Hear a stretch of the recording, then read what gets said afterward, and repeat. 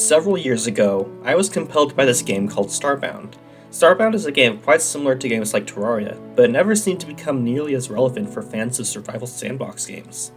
If you're unfamiliar, Starbound is essentially Terraria in space.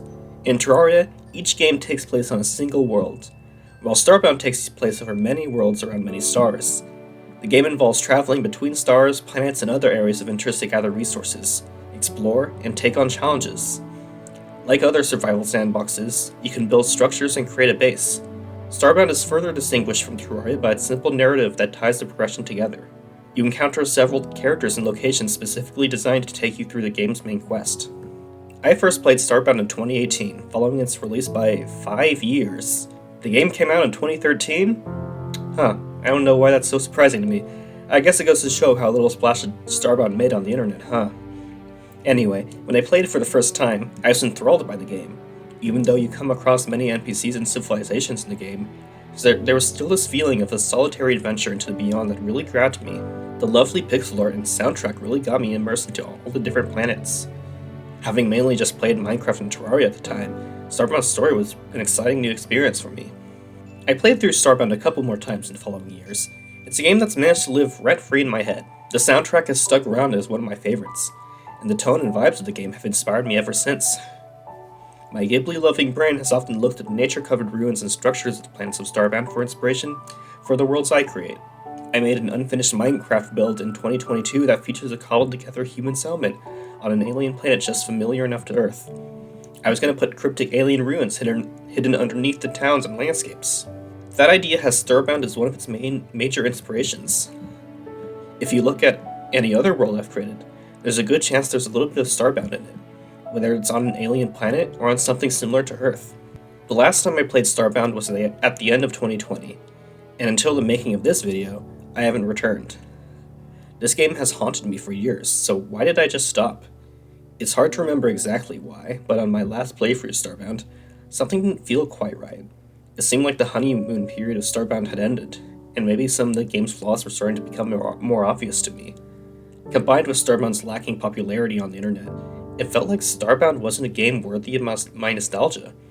I became scared to revisit it, and the chance I would no longer see it with rose-tinted glasses. Despite my distance from Starbound, it still never stopped haunting me. Sometimes I wondered what it would be like to play it again. I've decided to find out. I've told myself that I wouldn't replace Starbound because I think it would be good, but because I want to find out if it's good. I've remembered parts of the game that may age well, like the graphics or music. It occurred to me that the game's structure of exploring different tiers of planets may be interesting to analyze. Still, there are some elements such as the controls that I wasn't sure about returning to. Let's answer the question of whether Starbound is actually as good as I remember.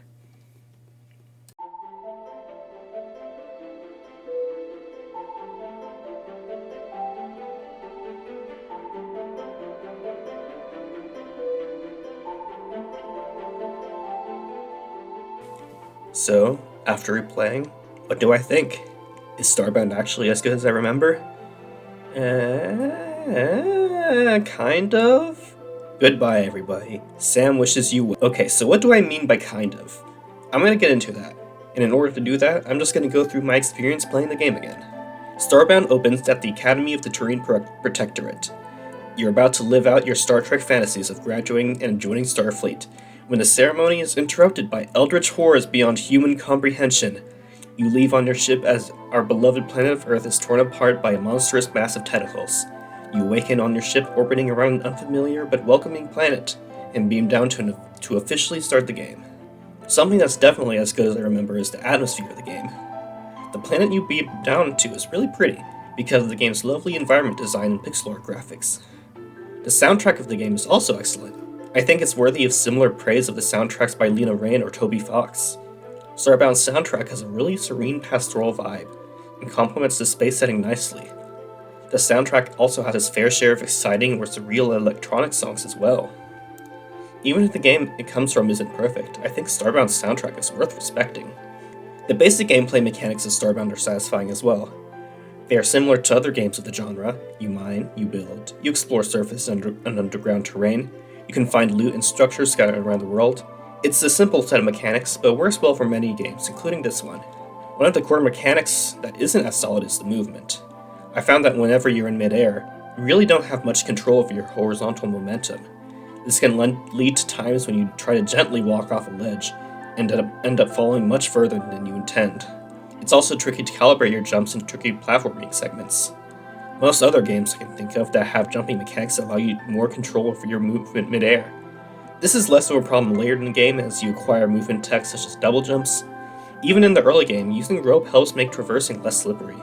Rope works like consumable grappling hooks, and it has a neat mechanic where you can pull yourself in, let yourself descend, or swing. It makes traversing dangerous terrain early in the game actually quite immersive. Your goal on the first planet is to find enough core fragments underground to activate a mysterious archway. Upon activating it, you're on your way towards the main quest, and you enter the outpost. This is where you meet several handy NPCs, as well as Esther Bright. Esther Bright sets you off on a quest to find artifacts from the several main civilizations of the game, in order to access and kill the Ruin, the being that destroyed Earth at the beginning of the game. In order to find these civilizations, you need to be able to actually fly your ship, so a trip to the first main dungeon and boss of the game, the Yorkius mining facility, gives your ship what it needs. After that, interplanetary and interstellar travel is open to you. The game is divided into several tiers of planets, dungeons, and bosses, and they progress steadily in difficulty. Each type of star has a different set of planets that are likely to orbit it. Each set of planets has different tiers of resources to find. At each planet, you can explore for resources and structures. In order to access each major dungeon, you need to scan objects from a certain civilization in order to gather data on where its artifact is. Once Esther has received enough data, you can access the next main dungeon on your ship and explore it. You meet the dungeon's NPC from the respective civilization, reach the end, fight a boss, and receive the artifact. Once that is done, the character you meet joins the outpost, and the cycle repeats with another civilization into your progression. This structure of the game is probably what stands out to me the most in comparison to Terraria.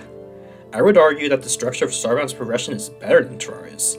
Now, before I explain myself, I would like to mention that I like Terraria. I played it on this channel and I had a great time. Terraria is a really fun and well-made game with a lot of love, but there's something about it that's bugged me as I've played through it many times. Terraria's early game is probably the most interesting part. You're focused on exploring each of the world's biomes for the first time. Each structure and loot chest is exciting. This stage ends about a third of the way into the game. After that, Terraria pretty much becomes a cycle of fighting bosses and grinding for resources. Exploring is only really interesting in the early stages of the game, because the later stages don't give you many new biomes or structures to explore. Starbound splits its exploration between each tier of its progression. Each tier of planets has its own set of biomes, so there's always new biomes to explore of each tier progression. This gives Starbound a much more even distribution of exploration to boss fights than Terraria. Exploring the planets is also satisfying. The game has several medium-sized dungeons that can generate on most types of planets. Each of their layouts and themes are unique. They're not the most mechanically complex, but it's satisfying to discover each type of dungeon for the first time. The medium dungeons aren't the only kind of structure that can generate on a planet. Each civilization has a couple different kinds of towns that can appear on most types of planets. Some non-playable races also have towns. Each biome also has its own unique micro-dungeons that are scattered around the world. Some structures aren't even hostile, they're just there for decoration. I appreciate that the game has many microstructures to make the world feel like they have history. The variety of structures makes the world feel alive, but miraculously they don't feel crowded. Even though most of the planets will have at least one town and medium-sized dungeon, they still feel open and serene. The major dungeons are probably a highlight of the game for me. Unlike most of the rest of the game, which is randomly generated, the major dungeons have preset designs. The dungeons often have alternate paths to explore, and rewards for exploring those paths. Each dungeon has its own kinds of challenges or structure. Some are more focused on navigating through traps, and others are more focused on combat. The bosses at the end of each dungeon are also fun. Despite most of the bosses being quite easy, they're still interesting to fight because they have well-telegraphed patterns. Being the bosses is about analyzing their patterns, and the patterns are quite forgiving to learn. Even though the bosses are easy, that's not a big problem, because games are allowed to be easy. Not every game needs to be Hollow Knight, as fun as it is. Comparing Starbound to Terraria again, I would say that Starbound's bosses are more engaging to fight than Terraria's, at least in my opinion. Being a Terraria boss is largely about dealing damage to it faster than it can deal damage to you, and you will likely get hit by many of their attacks if you're bad at the game like I am, even if you learn their patterns. For Starbound's bosses, it feels like you earn their easy difficulty by paying attention to their patterns. Starbound's progression structure seemed pretty well done, but unfortunately, it lost a little bit of its charm as the game progressed. The gameplay didn't get worse, the problem is the gameplay didn't change. Even though each type of planet has beautiful environments to look at, each one is fundamentally the same to explore.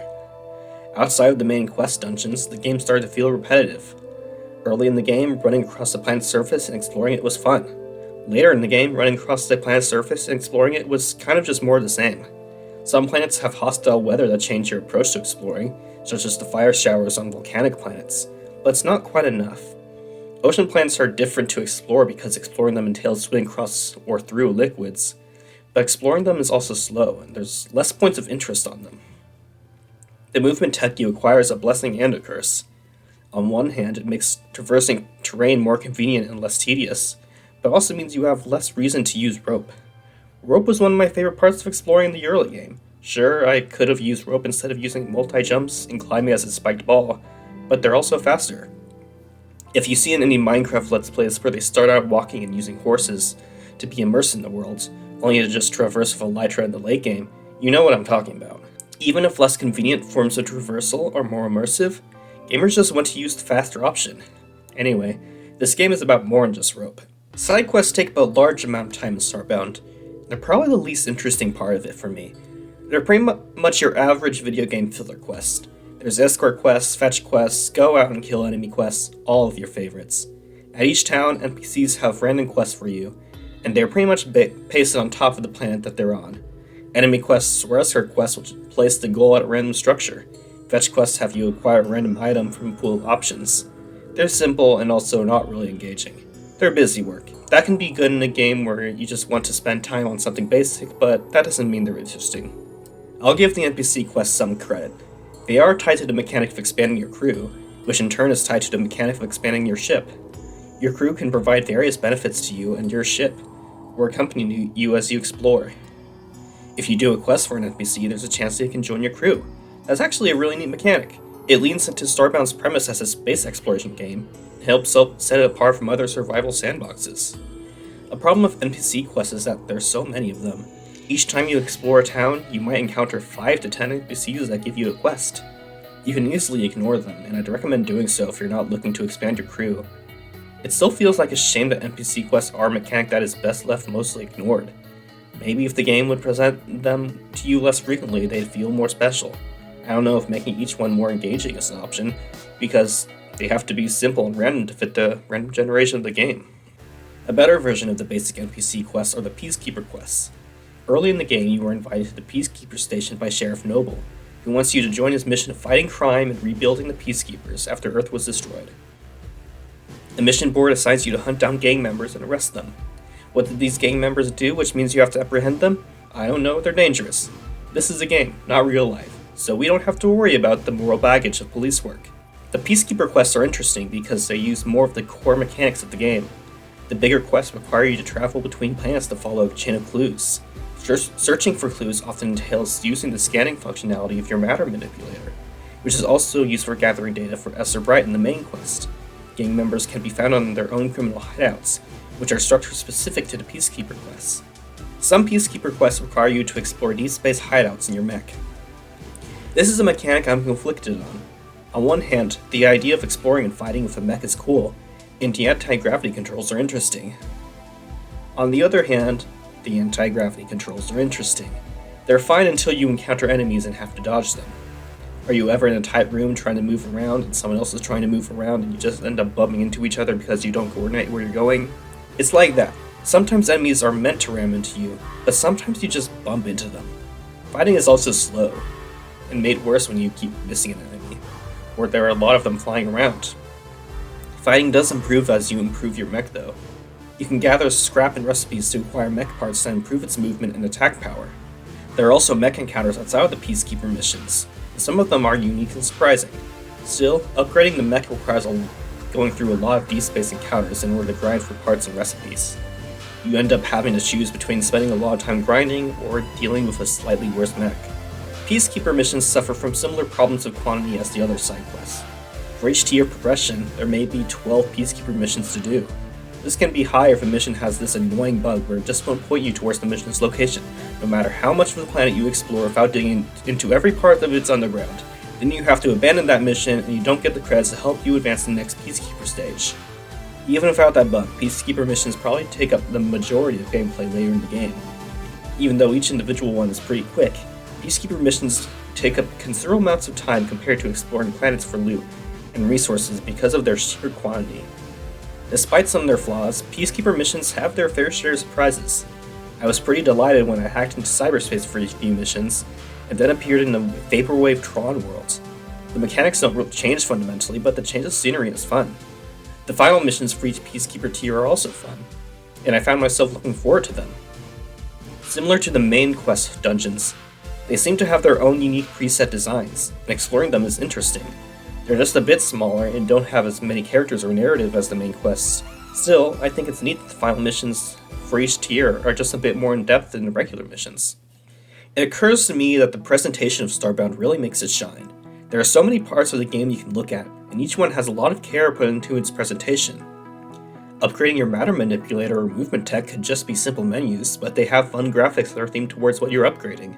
Navigating your ship is simple, but the way you select stars or planets, the way your ship moves towards its destination on the map, or the way it moves between the levels of a planet's orbit make flying your ship really immersive.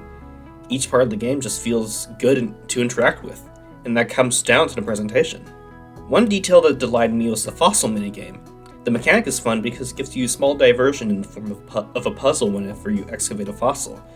The minigame shines further with its presentation, such as the frame around the dig spot, and the dirty or stony tiles that you dig through. It's adorable. The NPC animations are also lovely. Each NPC can have one of several postures that they may take, and this makes it feel like each NPC has personality. They also interact with each other by opening their mouths as if they're talking, or emoting with symbols such as hearts. Whenever you upgrade your ship, there's a short animation where the penguins use power tools. Penguin Pete even appears and interacts with the penguins when you add an Arceus crystal to your ship for the first time. The presentation also takes simple aspects of the game, such as the world building, and makes it engaging and interesting. On its own, the world building of Starbound is simple. There are 7 playable races, and each one has its own themes and structures. Humans are nomadic space campers, the Floran are plant-themed savage hunters and scavengers, the Hilotl have pretty straightforward underwater Japanese aesthetics, the Avians are bird-themed with ancient-feeling aesthetics from Aztec or Egyptian civilizations, the Apex are based on dystopian literature such as 1984, but everyone is apes, the Glitch are robots with medieval European aesthetic, and the Nova Kid are beings made of energy with an American Wild Western aesthetic. What I just described is pretty much the extent of the aesthetics of each race.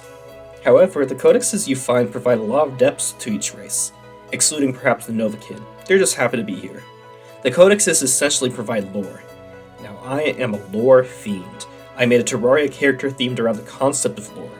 The lore I wrote for some of my Minecraft worlds has a pretty similar structure to the codexes in Starbound. I'm sure it's just a coincidence. The codexes provide all kinds of lore, from dry statistics to in-depth explanations of an aspect of a race's culture, to diaries from adventurers, to lore that's just humorous. The Glitch are a race of robots stuck in a society of medieval technology.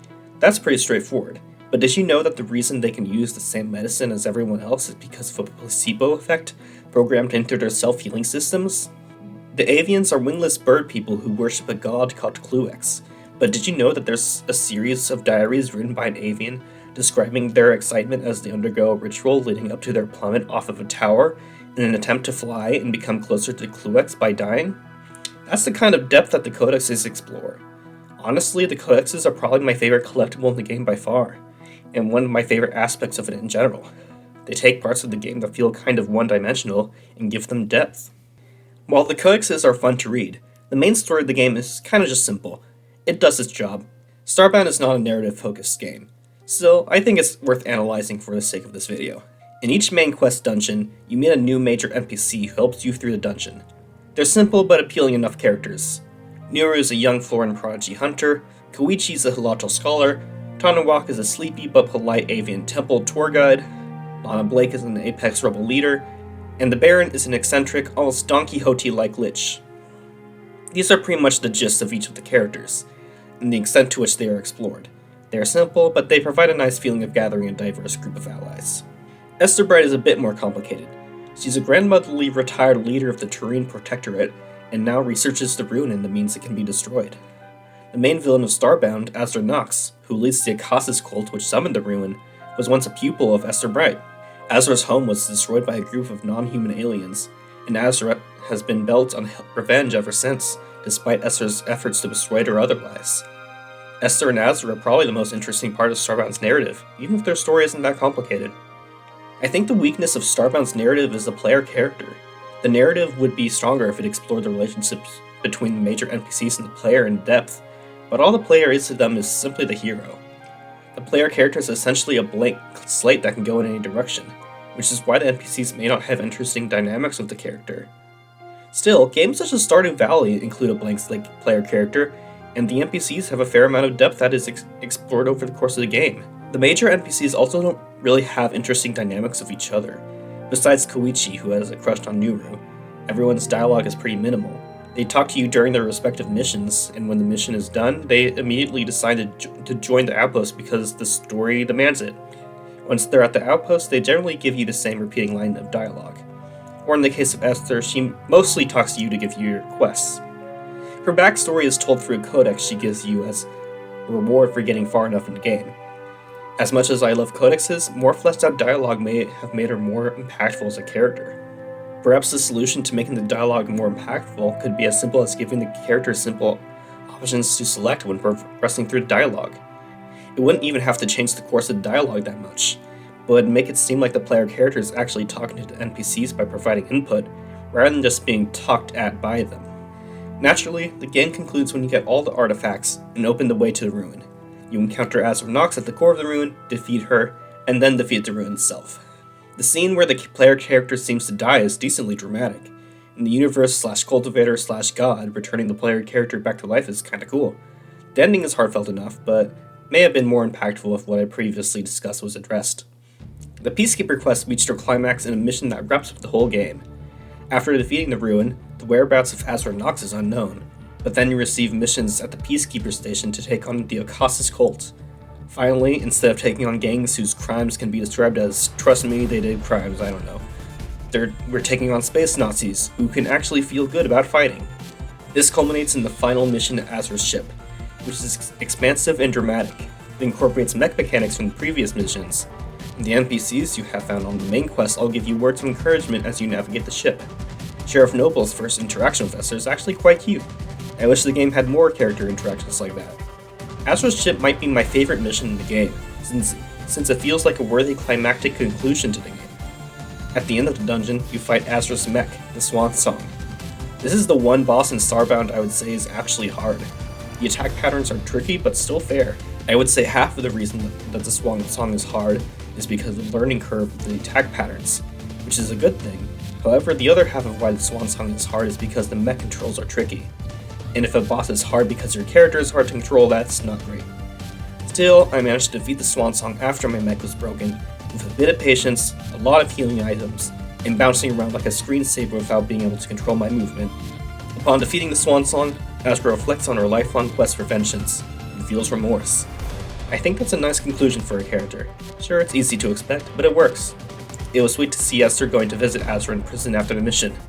Maybe the prison part wasn't so sweet, but the idea of Azra undergoing redemption is. After all that, the law is restless, and there's still more gangs for the Peacekeepers to take on. Who's next? The Banana Gang? Yeah, I think I already got what I wanted out of this return to Starbound.